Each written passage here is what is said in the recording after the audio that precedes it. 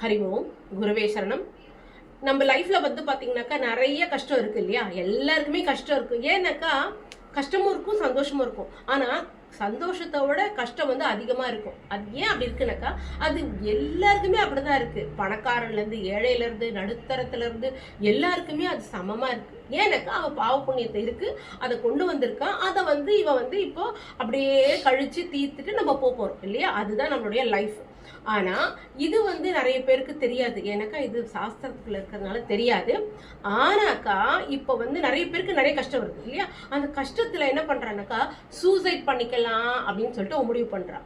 ஏன்னாக்கா அவளால அந்த கஷ்டத்தை தாங்க முடியல.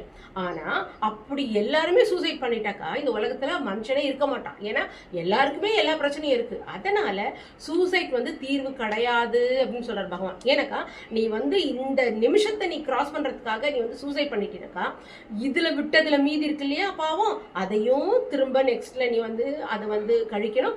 அடுத்த ஜென்மத்துக்கு உண்டான பாவத்தையும் கழிக்கணும்.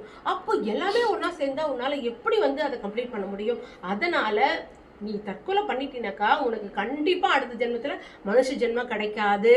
ஆனா சாஸ்திரத்துல கருட புராணத்துல என்ன சொல்றானாக்கா, சூசைட் பண்ணி இறந்துட்டானாக்கா அவனுக்கு நெக்ஸ்ட் ஜென்மால ஒரு கிராமத்துல ஒரு பன்னியா பிறக்கிறதுக்கு தான் பகவான் வந்து அடுத்தது அலாட் பண்ணுவாராம். ஒரு கிராமத்துல போய் பன்னியா பிறந்து அவன் வந்து வாழ்ந்து இருந்து அதுக்கப்புறம் நிறைய கீழான பிறவிகளை கிராஸ் பண்ணி அதுக்கப்புறம் தான் அவன் மனுஷனுக்கே வர முடியும் அப்படின்னு சொல்றான்.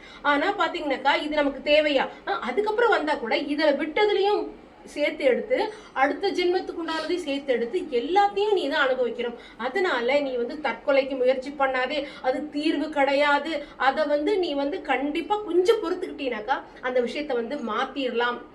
உன்னால பொறுமையா இருந்தீனாக்கா அது தன்னால அந்த விஷயம் கடந்து போயிடும். அதனால பொறுமை ரொம்ப ரொம்ப அவசியம் அப்படின்னு சொல்றாரு. அதனால யாருமே வந்து டெத்தை வந்து நம்ம டிசைட் பண்ணக்கூடாது.